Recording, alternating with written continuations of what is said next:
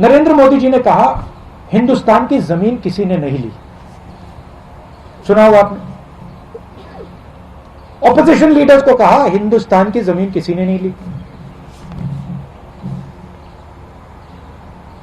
1200 square kilometre China ने हमारी जमीन ले रखी है। कैसे ली? क्योंकि चाइना को मालूम है कि यह व्यक्ति जो ऊपर बैठा है यह सिर्फ अपनी इमेज की रक्षा करता है। यह अपनी इमेज बचाने के लिए 1200 स्क्वायर किलोमीटर जमीन हमें दे देगा।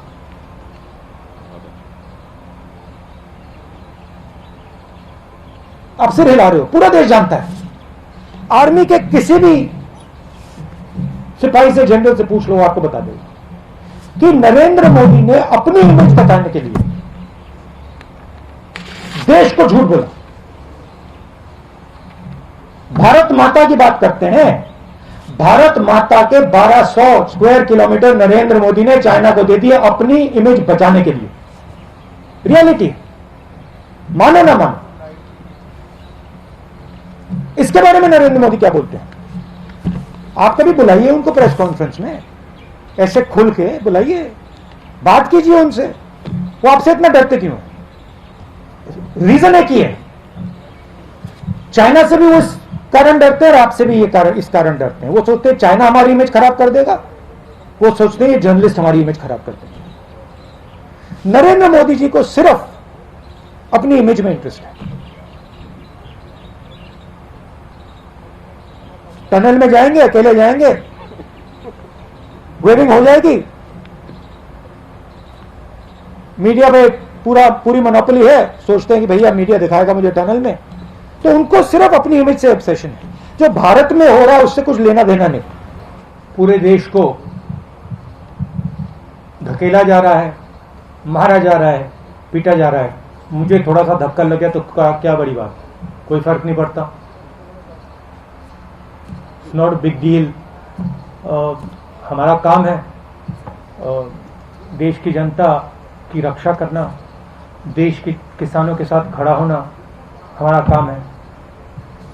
ऐसी सरकार है, अगर हम खड़े होंगे धक्का लगेगा, लाठी लगेगी, ठीक, खा लेंगे लाठी, धक्का खा लेंगे, क्या है। Thank you sir. मैं आपसे एक अनुरोध, जो धक्का, जो असली धक्का लगा, धक्का छोड़िए, जो अनइमेजिनेबल उस परिवार को लगा। I wanted that family to know that they are not alone. मैं इसलिए वहां गया था और मैंने परिवार से कहा मैं सिर्फ आपके लिए नहीं आया हूं, मैं आपकी बेटी के लिए आया हूं, आपके लिए आया हूं। पूरा एडमिनिस्ट्रेशन परिवार पर आक्रमण करता है और देश के प्रधानमंत्री एक शब्द नहीं कहते। पहले आपने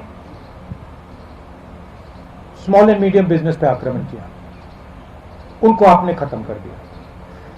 फिर आपने जीएसटी, कोविड के समय आपने अपने 2-3 मित्रों की मदद की, लाखों करोड़ रुपए आपने उनका माफ कर दिया।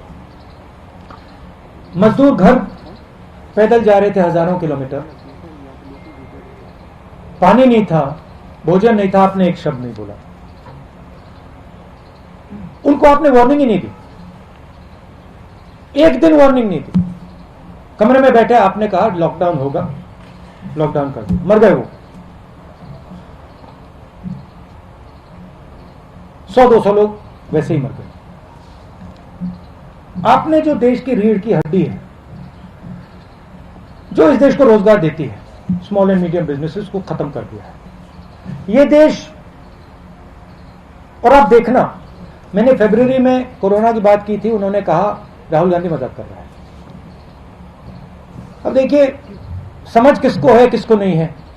एक व्यक्ति आपको कह रहा है, फरवरी में कह रहा है कि कोरोना से हिंदुस्तान की इकोनॉमी, हिंदुस्तान के लोगों पर बहुत जबरदस्त चोट लगने वाली है, और दूसरा व्यक्ति कह रहा है 22 दिन में ये लड़ाई जीती जाएगी। समझ किसको है ये तो आपको जज करना है।